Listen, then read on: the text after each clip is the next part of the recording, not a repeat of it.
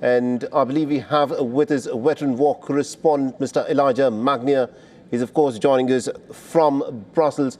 Mr. Magnier, this is a war that is now in its day 12. We'll talk about how the war is going, but I want you to weigh in on the reaction by the American president when he was asked this question that a Pentagon investigation has concluded that it was the American Tomahawk missiles that struck the school in Minab, in which more than 160 to 180 young girls were killed. This was said to be a double-tap strike which resulted in such devastation. Now, the American president is the commander-in-chief of the American Armed Forces, and he now says that he doesn't know anything about it. What are we to make of his very conflicting statements that he's made, or what is arguably the worst school bombing that we have witnessed in history? Thank you for having me. It's very difficult to understand anything concrete from President Donald Trump because in one sentence he can say so many contradictory sentences, objectives, plans for the future or what he has done. Therefore, it is really not very reliable in this matter. However, in regard to the schoolgirls, yes, that the New York Times confirmed it. All the pictures indicate that was a Tomahawk, and the use of Tomahawk is only limited to 2 countries. Of course, there are 5 countries who received the Tomahawk, but only 2 can use it. The United States, U.S. Navy, and the Royal Navy, that is the UK. And the UK is not in action now. Therefore, there is no other party that can use a Tomahawk.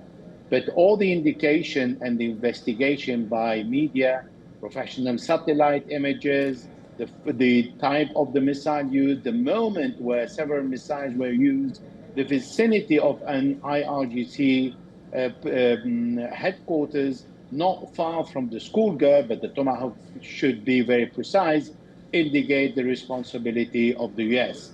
Nevertheless, the US president has the freedom to acknowledge it and then pay for the consequences, compensate, and then assume the responsibility or reject it like George Bush, the father, did when the Americans brought down an Iranian civilian aircraft.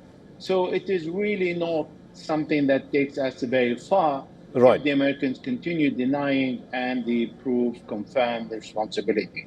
Right. Now, Mr. Magnier, this is day 12 of the war. The last time the Americans and the Israelis staged attacks on Iran, that war lasted for 12 days. And what we've heard today from the American president is he says that there is nothing left to bomb in Iran, and therefore this war could come to an end. Now, to be clear, this war was started by the Americans when they staged those attacks on the 28th of February, assassinating the supreme leader of Iran. In your assessment, do you think Donald Trump can unilaterally bring an end to this war on his own? Because this time around, the Iranians have said that they don't want to negotiate because in the last 2 times that they were negotiating with the Americans and the Israelis, it ended up in the Americans staging attacks on them.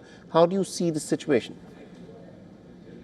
This is a very intelligent question. In fact, the Americans can say they want to stop the war, and they are testing the ground with Qatar, with Turkey, and with Oman, asking the Iranians if they want to stop. And so far, the Iranians are saying no for a simple reason, because they don't want the Americans and the Israelis to learn from the mistakes of this war, gather themselves again, and in 5, 6 months or 1 year, go back and hit Iran again.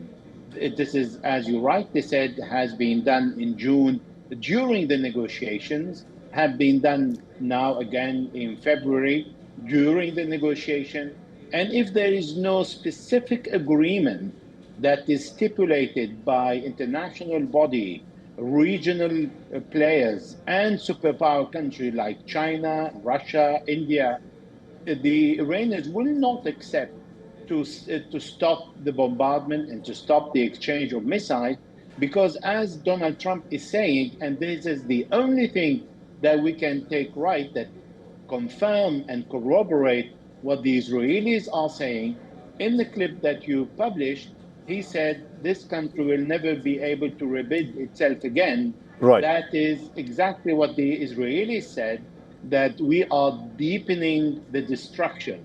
So Right. the only thing they are doing now is just destroying, but not military, no achievement militarily, because Iran is still fighting back. I think that's a crucial point that you've made there. We're completely out of time. Thank you very much indeed, Mr. Elijah Magnia, for joining us with that perspective there. Thank you for having me. For all the latest news, download the WION app and subscribe to our YouTube channel.